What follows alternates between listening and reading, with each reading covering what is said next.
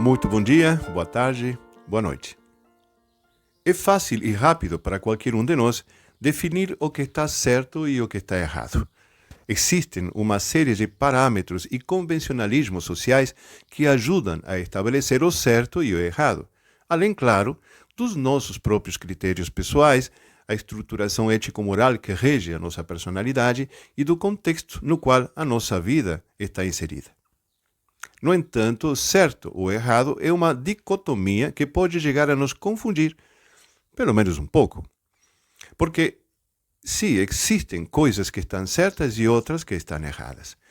Chegar em hora ao trabalho ou à escola está certo.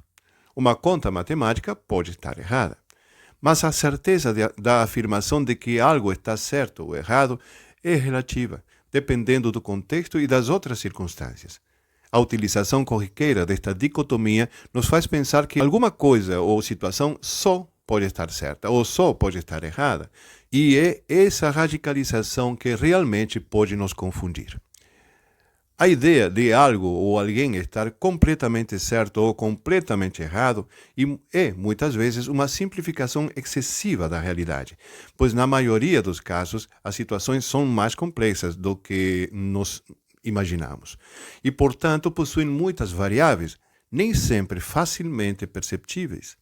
Dentro da filosofia sistêmica não se faz nenhuma análise na base do certo e do errado, sendo que a abordagem de toda a situação é fenomenológica, fora de que os fatos são como são, e uma vez que acontecem, não podem mais ser modificados. Se goste ou não, se aceite ou não, existem razões para que todo o que foi fosse do jeito que foi. Razões que hallamos com raízes profundas na história de cada pessoa, de cada família e de cada sistema. São razões que, em geral, nossa soberba se conforma em intuir, em supor, em concluir através de uma lógica parcial e do uso de uma razão miope. São conclusões às que chegamos graças ao conceito, nem sempre certo, de que as coisas são certas ou erradas. Porém, podemos dizer que a ideia de algo ou alguém estar completamente certo ou completamente errado raramente reflete a complexidade da realidade que espera por soluções. O julgamento moral e ético muitas vezes depende do contexto, da perspectiva e do conhecimento disponível. É importante abordar estas questões com sensibilidade e, ao mesmo tempo, considerar todos os detalhes, pois, pela natureza dos relacionamentos humanos, cada situação é única e está cheia de nuances. Pensar que as coisas e os relacionamentos humanos não são intrinsecamente certos nem errados está implícito na complexidade da natureza humana, na diversidade de perspectivas culturais e das características e contextos de cada uma das situações. No entanto, como vimos, certos fatos, atitudes, comportamentos, etc., podem ser considerados dentro do julgamento socialmente aceito, o normal de uso em determinadas culturas. Vejamos rapidamente um exemplo. Dentro de uma família religiosa, o usual e exaltante é a prática da oração, da penitência e das leituras sagradas. Mas se observamos uma família composta por pessoas dedicadas à ciência, agnósticas ou ateias, possivelmente verão como certo apostar ao pensamento lógico e errado apostar à prática das orações, da mesma forma em que não pretenderão evoluir através da penitência. Certo e errado se aplica com propriedade a questões e fatos muito específicos, pela sua aplicação prática e, mesmo assim, nem em todas as ocasiões se ajusta à realidade. Pois, em geral, tudo transcorre dentro de um determinado contexto, de várias perspectivas, de um conjunto mais ou menos exato de informações, às vezes insuficientes, às vezes carregadas de subjetividade. Tudo o que se julga como certo ou errado se classifica e estrutura na base de determinados sistemas de crenças e de julgamentos retroativos, que se erguem em base a questões éticas e morais complexas demais e que principalmente se observam e julgam desde uma nova realidade, desde um novo momento histórico e desde um outro ponto de vista. Cada fato, cada situação, cada comportamento, cada escolha e cada decisão acontecerá de uma forma única desde a perspectiva de cada indivíduo e em relação à sua própria construção. Daí que cada julgamento Cada crítica, cada observação feita sobre aqueles fatos, situações, comportamentos, etc., será uma opinião sem peso de certo ou errado. Será um comentário fora de lugar ou talvez uma simples reflexão. Assim, em ocasiões, confundimos o certo com aquilo que seria o melhor dentro de muitas opções, da mesma forma que consideramos o errado como uma das piores opções dentro das múltiplas possibilidades.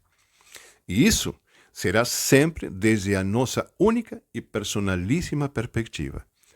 Uma mãe pode ter sido muito rígida e fria no relacionamento com seus filhos, com amor ou sem amor.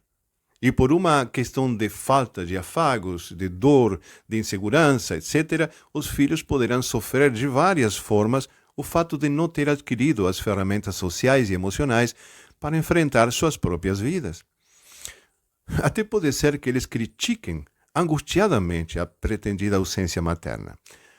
Desde o ponto de vista de um filho, a mãe deveria ter se comportado de forma diferente, pois mãe cuida, ama, protege, afaga.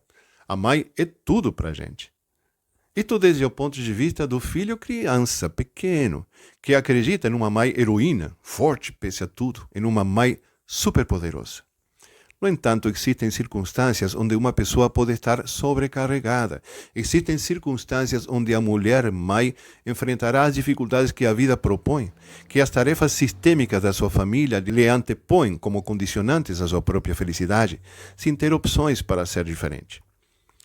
Pode não ter recebido o amor e não ter como dar amor. Pode ter sofrido demais na sua infância, na sua própria criação, forjando uma personalidade que teve que resistir sem ter aprendido a viver, a amar, a perdoar. Pode ser, por exemplo, que seu parceiro, o pai do filho do nosso exemplo, não facilitasse as coisas para sua esposa e a deixasse sozinha com as tarefas chamadas de mulher, ou pode ter falecido. E que o cansaço e a frustração enevoassem os sentimentos de amor pelos seus filhos, ou, até por que não, tornar essa mulher incapaz de expressar amor. Essa mulher mãe pode ter sofrido muito.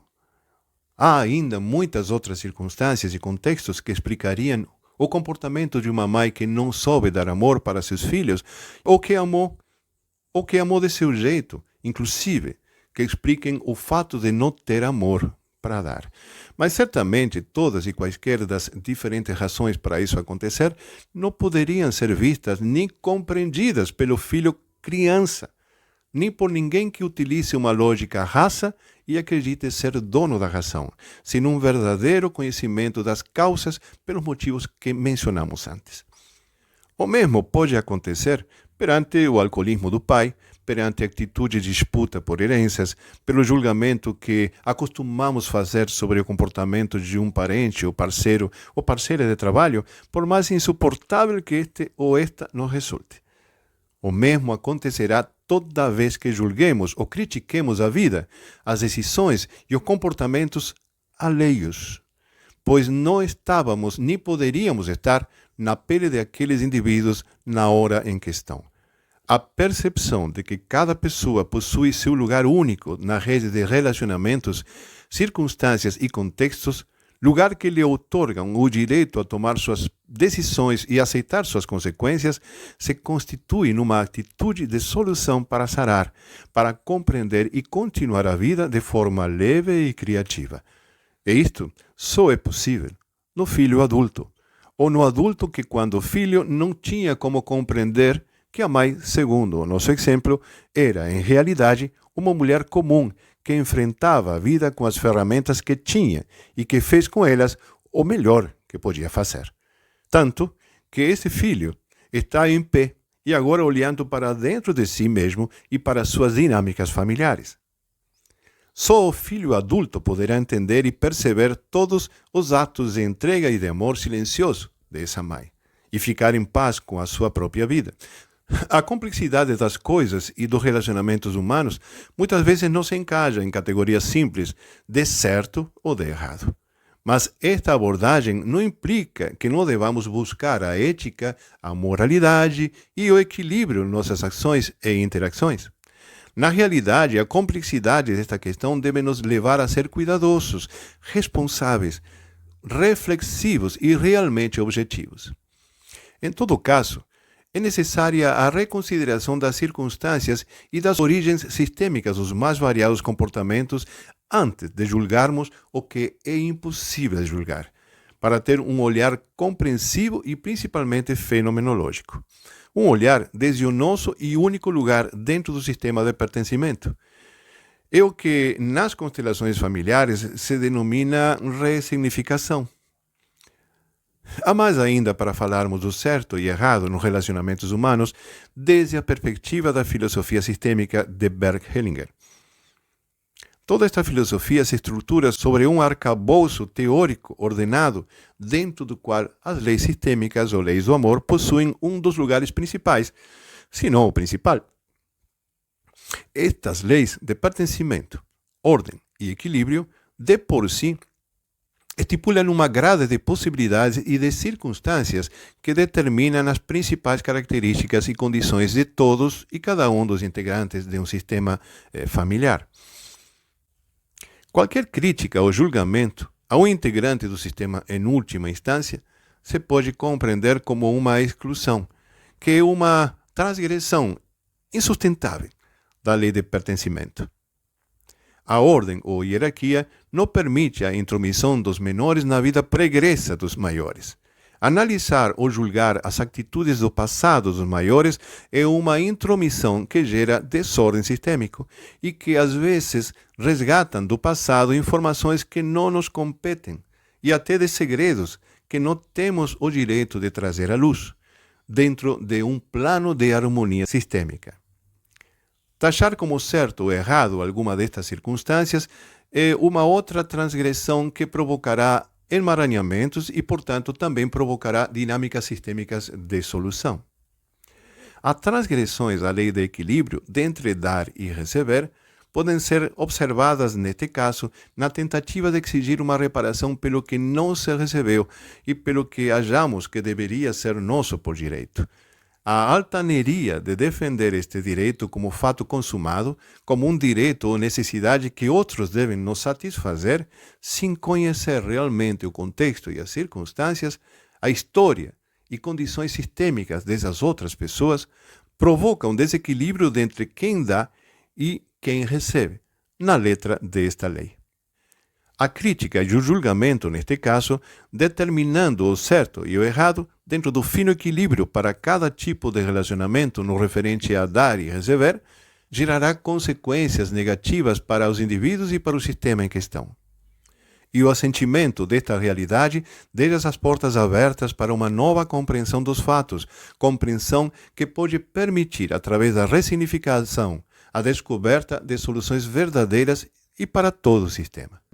Entanto, que a manutenção das fronteiras impostas pela radicalização do certo e do errado erguem muros e obstáculos intransponíveis que separam e inviabilizam os relacionamentos humanos. O certo e errado, como dicotomia, separa, exclui, define, inviabiliza. E o movimento de solução só inclui através da percepção adulta do ser que está disposto. Muita luz a todos. Um forte abraço. Até.